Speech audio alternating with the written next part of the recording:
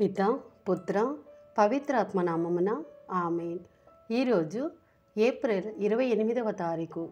యోహాను సువార్త 15వ అధ్యాయము 1వ వచనము నుండి 8వ వచనం వరకు.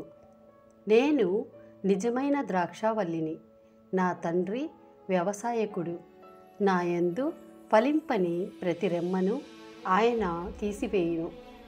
ఫలించు ప్రతి రెమ్మను అధికముగా ఫలించుటకై ఆయన దానిని కత్తిరించి సరిచేయును.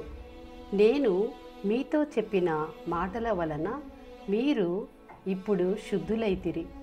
నేను మీ యందు ఉందును, మీరు నా యందు ఉండుడు. ద్రాక్షావల్లి యందు ఉండని రెమ్మ దాని అంతటా అది ఫలింపచాలదు. అట్లే మీరును నా యందు ఉండనిచో ఫలింపజాలరు. నేను ద్రాక్షావల్లిని, మీరు రెమ్మలు.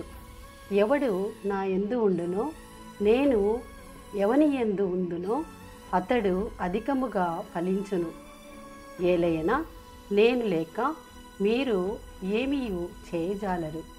నా యందు నివసింపని వాడు రెమ్మవలే పారవేయబడి ఎండిపోవును.